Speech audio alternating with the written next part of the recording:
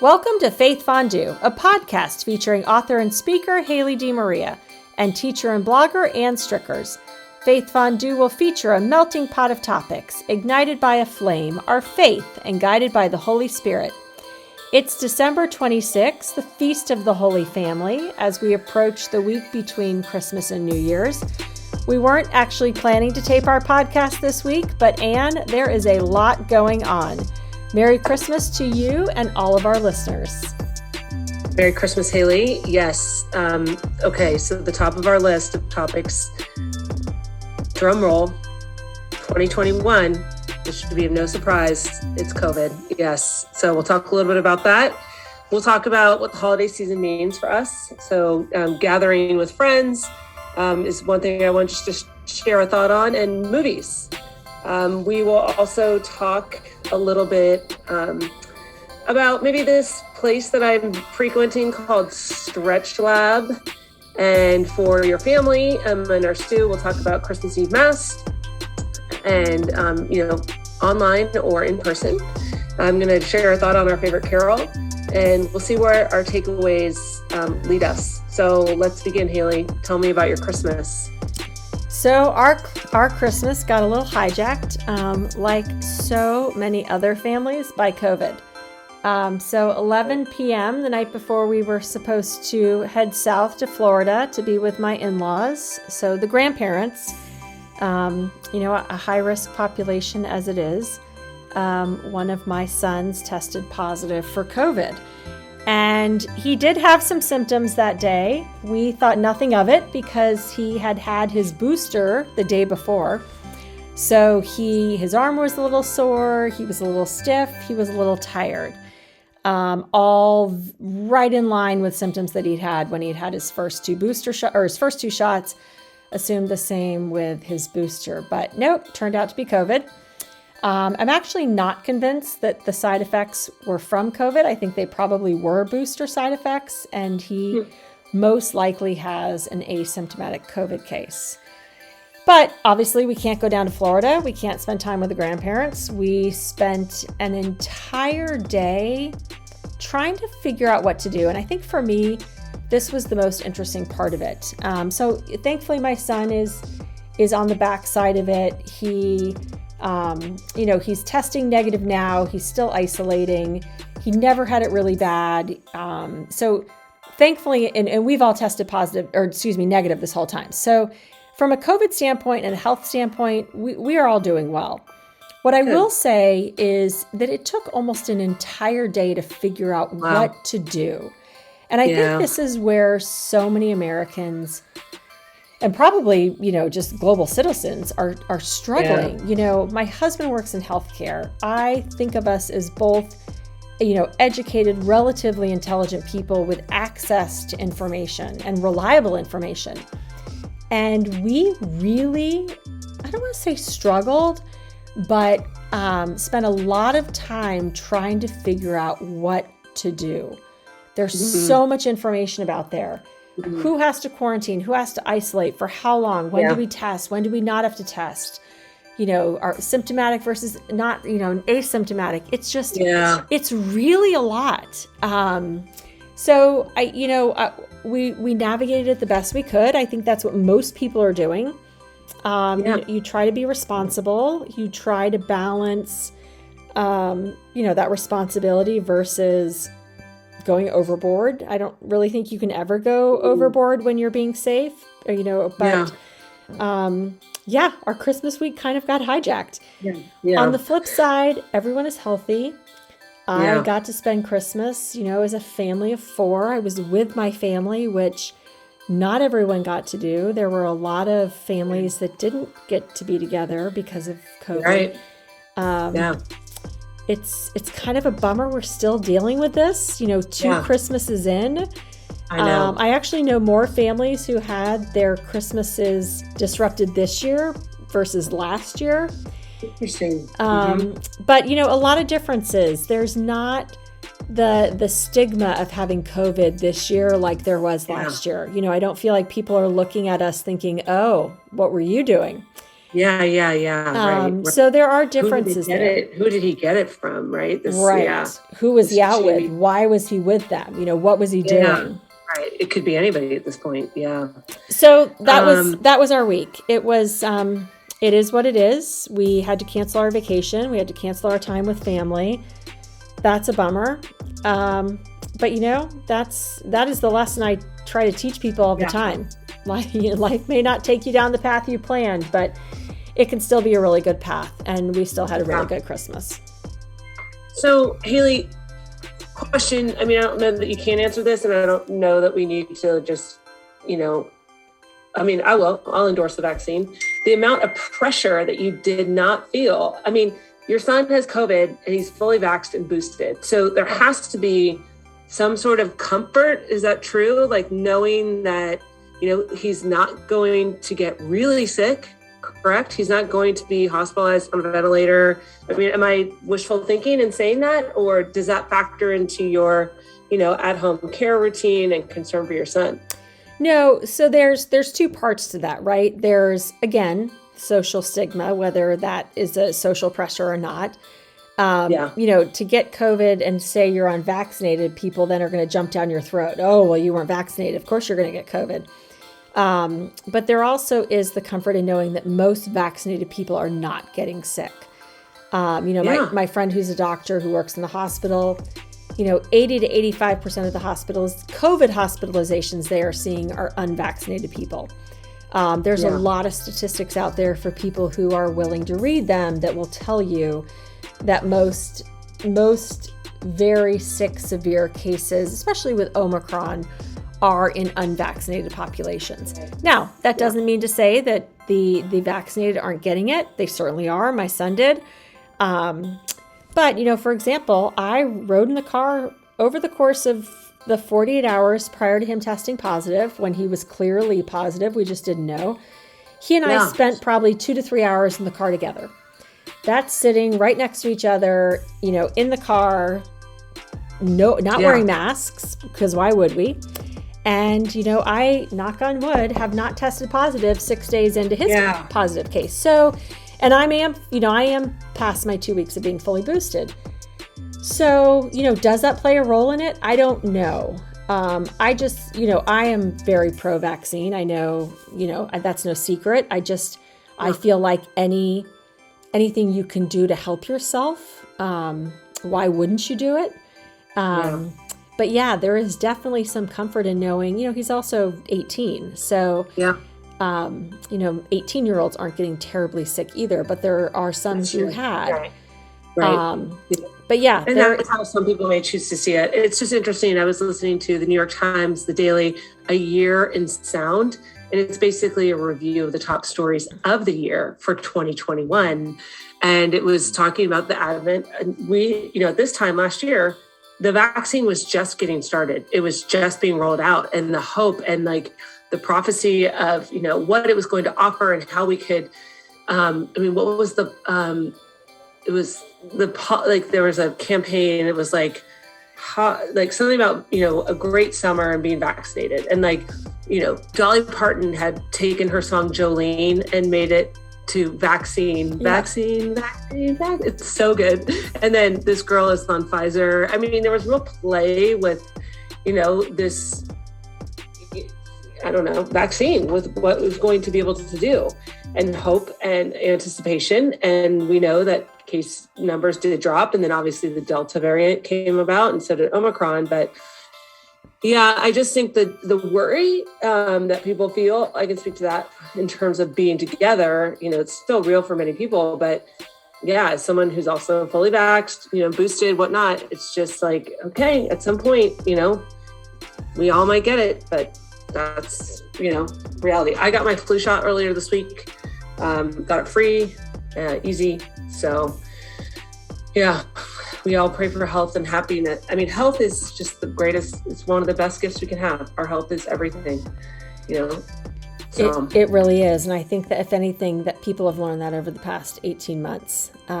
We keep saying 18 months. It's been almost 2 years now, but it is something to not be taken for granted.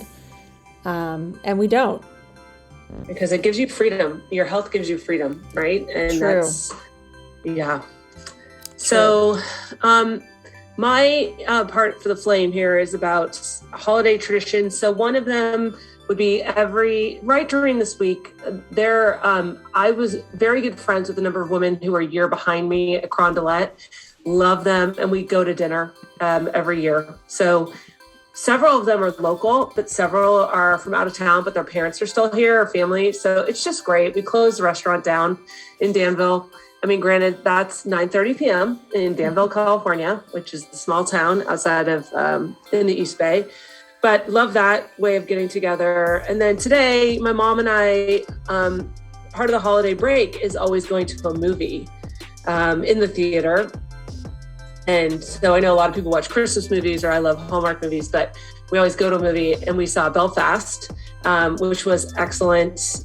Kenneth Branagh, the actor, director, it was like a semi-autobiographical film. And it's about his life growing up in Belfast in Northern Ireland. And my family is very close to the border. So it's not that we know Belfast very well, but, the same kind of, Ulster is the province. We're Ulster people. And it was really beautiful. I mean, it's set during the Troubles, during the conflict between Protestants and Catholics. And his family had to leave, essentially.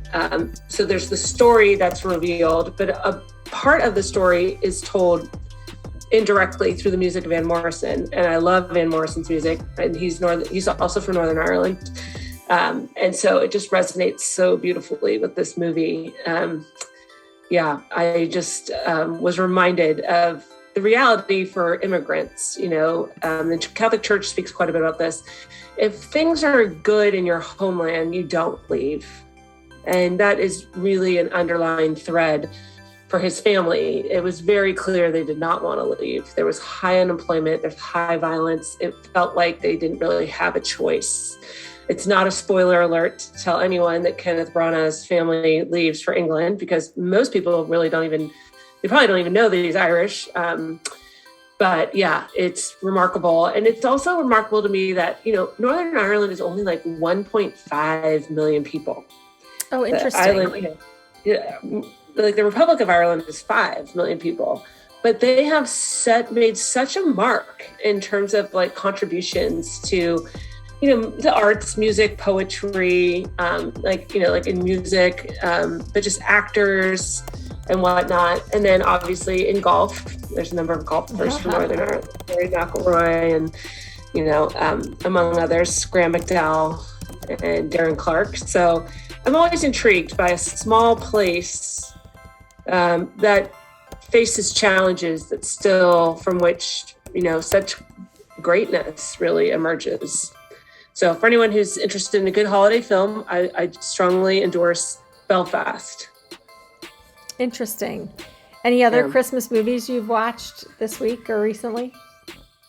We tried to get Charlie Brown Christmas. That's a family favorite. And it wasn't, maybe it had been on earlier. So I need to, I need to write that down. I need to pick it up, purchase that, because it's one of the best, right? Yeah. So, no, I'm trying to think if there's anything else in the theater. There are a number of films out right now. Like the one about Lucy and Desi Arnaz, I Love Lucy. Yes. That looks good. Being the Ricardos. I think Being in the Ricardos. Yeah, exactly. That looks good. There's a movie about Kurt Warner, the football player for the Rams, and the kind of personal story. So I think that looks good. But no, I didn't revisit Miracle on 34th Street. My mom asked if I wanted to watch that, or Polar Express. I wasn't feeling it. I don't know. Sounds like you might have seen some good movies, some Christmas movies. We did. It's funny. We had gone to a show, I think I might have talked about it last week, that was it was walking through the sets of five different Christmas movies. Yeah. And the boys were pretty curious about them, even though they had seen them all. We kind of laughed because one of the movies was The Polar Express. And they kept saying, gosh, we haven't seen that in so long. Why don't we ever watch that? And both Jamie, my husband, and I said, because you hate it. Oh, really? Yeah. So every time we would say, hey, let's watch The Polar Express, our boys were always like, no, no, no. And I don't know why. But then, of course, many years later, they, threw it back in our face. Well, we never watched that. And yeah, because you hated it. So we kind of laughed about that. It's funny, their perception of things versus ours. I tried to watch it, and I think I didn't like it. So I love here's why I think they don't like it. So I love the Polar Express. Oh, you do? Okay. I do. And they had seen it when they were younger, but we went to an IMAX theater in Baltimore. I mean, I think Edward was in first grade, so it's probably been 12 years. And it was a 3D experience of the Polar Express. It wasn't the entire movie, but it was clips from it. And actually, I should take that back. It was in 4D. So it was 3D visually plus smells and vibrations. And there's this one part where something jumps out at you and it jumps out in the seat. So the seat kicks you. And I think it really scared my kids. Oh, wow. So I think that's where it stems from. But anyway, we, of course, because we were home, watched more, even though as fully vaccinated people, per the CDC, with a known exposure, did not have to quarantine. We did. We all stayed home. Of course, Edward was in the basement. So we watched a lot of movies. We watched Elf, which of course, yes. But that's only the second time I've seen it. First time I saw it was like 2 years ago. Oh my gosh, the mailroom scene, hilarious. All of it is hilarious. It's never not hilarious. So we did watch Christmas movies. But I will tell you what I loved most about it was I would bring something up like Charlie Brown Christmas. And, my older son, James, who's a sophomore in college, he said, oh yeah, I watched that with my roommates. Or, even Polar Express. Oh yeah, I watched that with my roommates. Really? Christmas Vacation. Oh yeah, I watched that with my roommates. So during study days, when they were studying for finals, they would take breaks and watch Christmas movies. And I thought, I love that. Those are the experiences that you have in college. Doesn't matter where you are. That really bind you and bond you as friends. Right. So I think when I think of Christmas movies this Christmas, that's actually what I think about, is that really fun, kind of silly kid, unique experience that my 20-year-old is having. With his roommates in college. It kind of made me happy. They're watching Charlie Brown, Peanuts Christmas together. So long as they're actually using it as a break. Like, I'm laughing because I'm pretty sure one of my roommates, like literally didn't break from studying. There was no break. There was because there was no studying. It was all Christmas movies. So, shout out to Megan. Megan, I remember.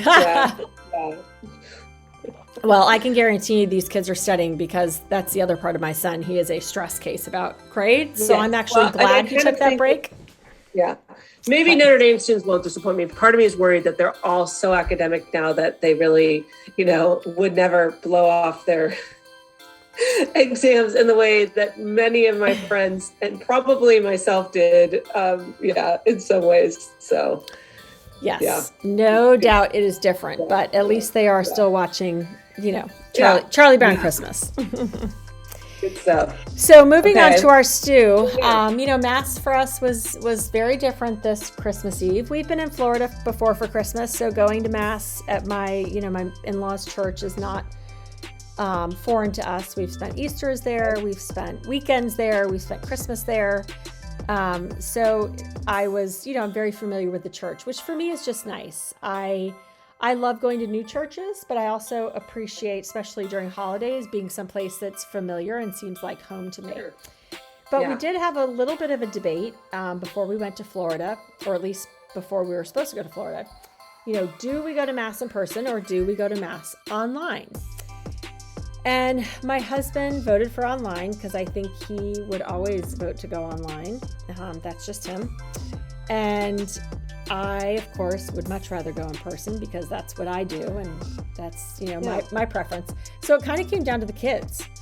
And one of the reasons my husband wanted to go online is, and one of his arguments that I would consider valid, there are some that I wouldn't, but is because we were supposed to get on a cruise ship and we needed to have a negative test to get on a cruise ship. And of course, you just never know what you're going to get in Florida. So what do we do? Do we go to church in person? Do we go online? Well, church in person in Florida means a packed church with probably no masks.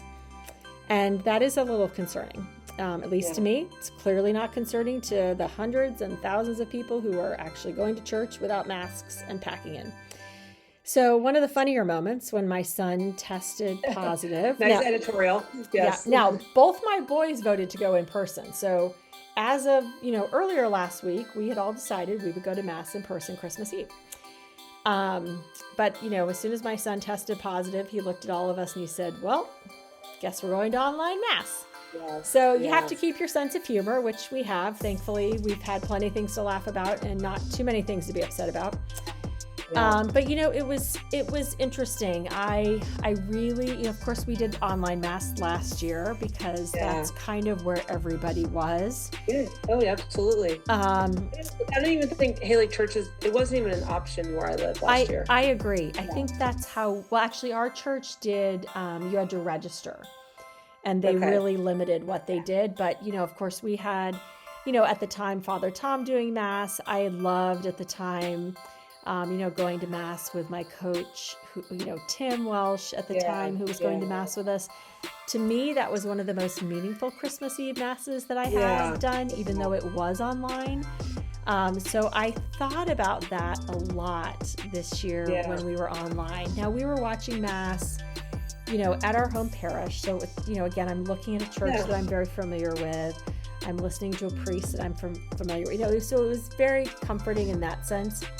But it also reminded me so much of last year and so much of what we've lost over this past year as well. And, the church where we were watching Mass and they talked about having the one section where you were required to wear a mask, and that happened to be, I knew where that section was because that's usually where I sit, but it was also where I sat for the funeral of my friend who I work with who passed away in September. So I'm thinking of her family. I'm thinking of my coach who's no longer with us. It was just a really emotional, moving Mass. And I don't know if it was the culmination of dealing with COVID in my family this week, not being able to see my in-laws and my parents and my sister that I was supposed to see this weekend. It's missing my coach. It's missing my friend Christy. It just reminded me, one, of how lucky we are. My son has COVID, but he's healthy. He's here. How much hurt there is, how many people are really struggling this Christmas. And okay, I can't go on vacation. You know what? That's okay.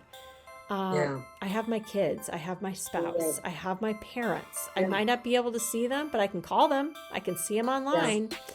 True. So Christmas Eve Mass for me personally, was not what I expected, not what I planned, not my first choice, but it ended up being exactly what I needed. And I think that's what I love about our faith, right? We don't know what we need. We don't know what to expect. We don't really even know anything. And we're not in control of it. And I've learned that over and over again. And clearly I still need those reminders, but this Mass was exactly what I needed. And that's great. What a gift. It is, honestly, what a gift. And that is the best gift. Truly. Truly. Yeah.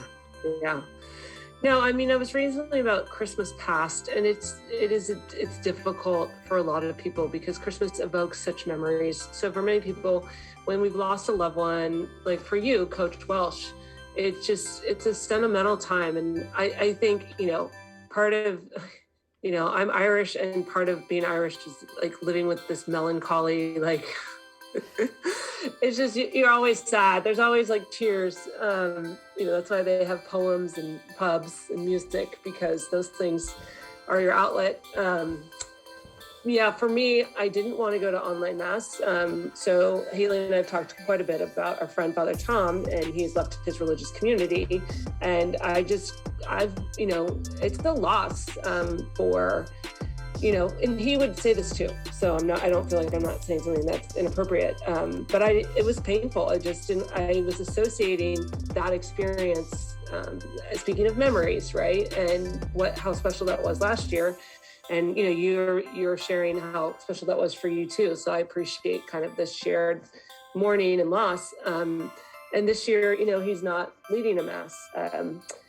So I was glad to have the distance from that. I always, if I can receive the Eucharist, I want it. My sister and my father were at home, so it was raining really hard. So I do appreciate the accessibility of online mass, television mass. My dad's 81. It's a gift that he can still hear the word of God and a homily, and my sister was willing to do that with him. And then, my mom and I went to, my parents moved when I was in college, and this is their parish, but I wouldn't really say like it felt like our family parish, but it's where we go usually for, mass out there.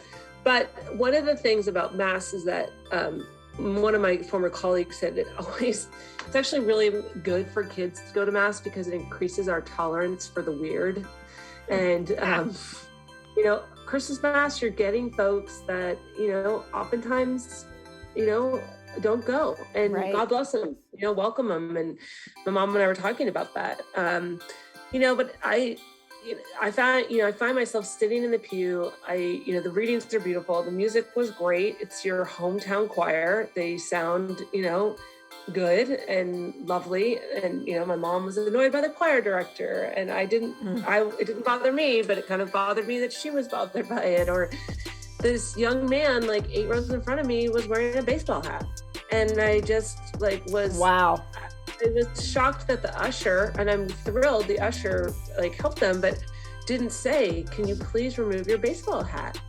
I was just like, come on, and it's just kind of like, there I go, I'm judging, and I'm okay with judging, but it's also just like, it's tough, some of the things that we see. And then we see families, like I saw my good friend's sister, and they've had some real loss in their life. And the closing song was "Go Tell It on the Mountain," and they were totally rocking out in the pews to it. So I love it. It was just a great image, because it's hard for me not to think of they lost a child and how hard Christmas must be for them, but yet there they are dancing. So, just different vignettes and different moments of, right, the way that, I don't know, we're all in it together. So my piece of the spiritual stew has to do with music, because one of the songs that was sung was "Hark the Herald Angels Sing," and that was my grandmother's favorite Christmas song. So, yeah, I told my mom, I was like, that was Grandma's favorite Christmas song. And it's just a nice way to remember her. And I was thinking, well, what's my favorite Christmas song? And my favorite Christmas song, in terms of prayer, is not one that they necessarily sing at Mass, but it's "Emmanuel" by Amy Grant. But it's not the one that most people know. That's kind of like your edgy, it's not edgy, but your rock song, which is actually, I think, theologically a very good song for people to know, because in that song, and we talked about Emmanuel last year, but she says, "Wonderful Counselor, Lord of Light, Lord of All, Prince of Peace, Holy God, Mighty One," right? And she names several titles for Jesus. So I'm like, way to go. That's good. But this one is more like, it has like a little bit of a Celtic vibe, maybe back to a shout out to the Irish roots there, but it's "Emmanuel, God with us." It's so beautiful. And I love it. So it definitely helps me to pray. So maybe for our takeaways, we're in the Christmas season. Haley and I talked about what is the Christmas season. Maybe as a takeaway, people can pray with maybe their favorite Christmas carol this week. I love that. So I would say I have two. One is more traditional because I think it reminds me of just going to church growing up. I love the third verse of "Joy to the World." I love "Joy to the World." but you get to the third verse and there's a little bit more music played between the second and the third, and the whole organ just goes loud, like it's, you have joy to the world, and then you have the second stanza, and then just the whole organ comes in, and it's, he rules the world, and it's just, it all, I'm not going to sing because that's terrible, but there's such joy in just the music that leads up to that last stanza, and it's kind of like everything gets louder, like you are supposed to sing out in joy. Yeah. I've always loved that. I look forward to that part, and it's always at the end of Christmas Eve Mass. Like it's usually, at least wherever I've gone, the last song they play. And there's been a few times where I've gone to Mass where they don't play that third verse, and I'm like, no, wait, that's how I end this. Like, we are all in on that last verse. So I love that from kind of your traditional Christmas carol. Because that's what it is, right? It's joy. Jesus is here. This is exciting. He reigns. And he reigns. The one with wild fields and floods, rocks, hills, and plains. No, that's the second verse. Okay. Yeah. And now you're gonna. You'll have to listen to the third one, but it's the beginning of the third verse, and then they sing. The glory of his righteousness and wonders of his love. Is that the first verse? I don't know. I'm getting my verses mixed up. But anyway. That's your traditional one. What's the third verse? We'll post a link to that. But I love the organ leading up to it. And I will say, I am also a big fan of the song Band-Aids. Do They Know It's Christmas? No. Oh my gosh. Do you not like it? I used to love it, and I think it's so inappropriate now. So do they know it's Christmas time at all? Like, assumptions of this famine. So here's what I'll tell you. What I'll tell you. I agree with you. It was written in the 80s, and Bob Geldof. Yep. And there are truly Northern Irish, Haley. Northern Irish. And actually, you know how I knew he was? I knew he was Irish. I knew he was Irish because they did. Northern Irish. The British did not knight him because you can't knight someone who's Irish. But they gave him some. You can if they're Northern Irish. Maybe. Does that make because people from Northern Ireland are technically they're not citizens of Ireland. They're in the UK. Well, they did. I read an article about how they couldn't knight him because he wasn't British. So he might be like from Dublin. I'm thinking he's maybe Irish. Yeah. Because Van Morrison is knighted, and he's Northern Irish. All right. So we'll have to look more into that. Yeah. Okay. No. This is good. So I think So go ahead. But I hear you. There are definitely. Bob Geldof is Irish, so there you go. You are correct, and There are definitely parts of it that are not as, I don't want to say sensitive and politically correct as we would be today, but I think you'd have a hard time releasing that song today and having it be as acceptable as it was when it first came out. So I loved it. I remember the video. Totally. I thought it was But here's what I'll tell you. I've always liked the song, but in the Christmas of 2019, so 2 years ago, I heard it again, because I start listening to Christmas music right after Thanksgiving, and I had been to Africa earlier that year. Okay. And it hit me in such a different way, having actually been there. Yeah. And it you take kind of the political correctness aside. And you realize, there is a lot going on there. And these people are so faith-filled, and they are so full of love, and yet they have so many, physical limitations that we don't have, right? Access to clean water, access to health care, very basic needs that we take for granted. Sure. So, the line, and it's even applicable to now, there's a world outside your window, and it's a world of dread and fear. That it caused such an emotional response in me 2 years ago when I first heard it actually having been to Africa Yeah. and understanding how impoverished they live, Yeah. but yet how spiritual and joyful they Yeah. are. It was, Yeah. that just hit me. And then to hear those words again this year, and I don't remember how I felt last year, but yeah, you look outside your window, it's a world of dread and fear. It actually has nothing to do with Africa in that sense. It's just, there's a lot of hurt out there. Yeah. So Right. if you can take the political correctness out of Well, it. no, I think you're right, because he too went to Ethiopia. He was hands-on with, a world relief, Band-Aid completely, and whatnot. So 100%. he went there, so he had the experience that you did, where an understanding that this is a profound famine and poverty. So let's assume that it was coming from a place of love. I have no doubt. I 100% believe that. I think it Yeah. would be really hard. You would have to be a very cold, heartless, selfish person to go to Africa, and not just like the froofy African safaris, but really go see Africa and not understand that there is true need there. And yet these they really are amazing people. Their circumstances are very different than ours. And it stays with you. It has stayed with me, and it's something I think about a lot. How I tell, and my kids know it. They hear this song and they know how I feel about it.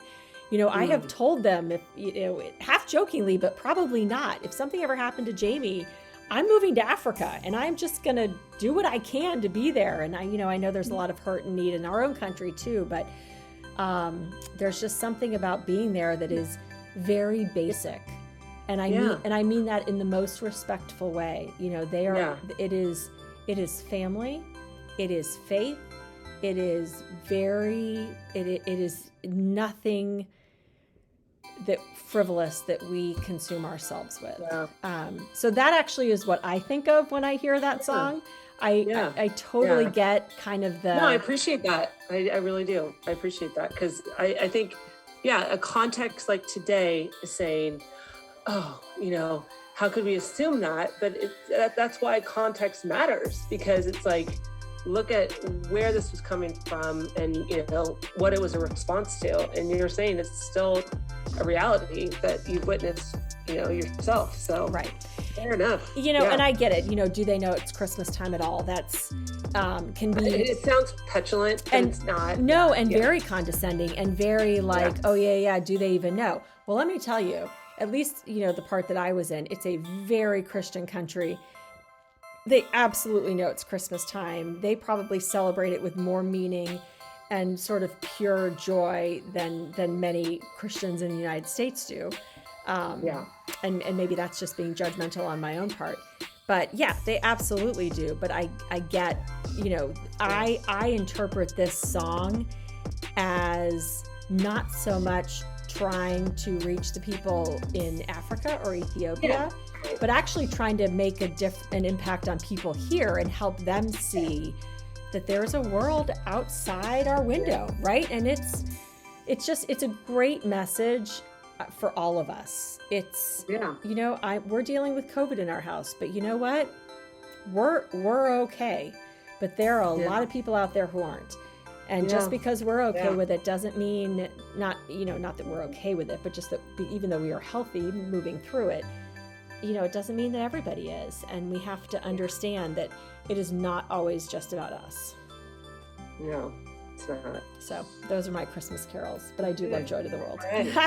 So for our listeners that want to pray with Emmanuel, with Joy to the World, or with Bono. We had Bono makes an appearance, George Michael, Boy George. I mean, the talent pool. Paul Young. Jones. It's actually amazing, everybody that got there. It's pretty cool. They all came together, all those egos. They talked about that. All those egos. Responded with We Are the World. So, no, it was fun time. And I'm a huge music fan, so I love that. Okay. So, yeah, maybe I'll take a look at the video. Yeah, I think I might for our takeaways.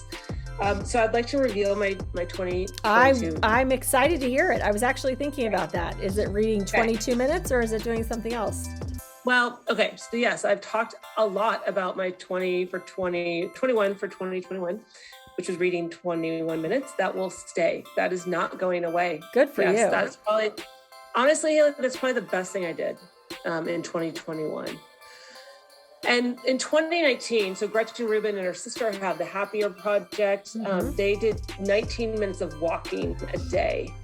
So I was a little ambitious. I think I'm pretty sure, with COVID, it was not even a challenge. And that was practically one of the only things I did during COVID, right? Was walk consistently. And I tried to do walking with silence, but I think that went out the window. Okay, for 2022, they have asked our listeners to rest. Okay, and they say rest is up to the individual, how you interpret that. Okay. So it could be like a nap, or it could be, is watching TV for you rest? Now, for one of the sisters, it's not, because she works in television. She's a, screenwriter. For me, I think watching television would be rest. For Gretchen, reading is not rest because she's an active reader. So they even raise the question, is play rest? And I was like, play is absolutely not rest. No, rest has to be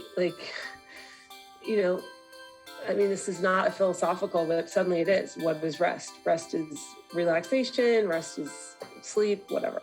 I'm not doing that. Okay. I am doing 22 new golf courses.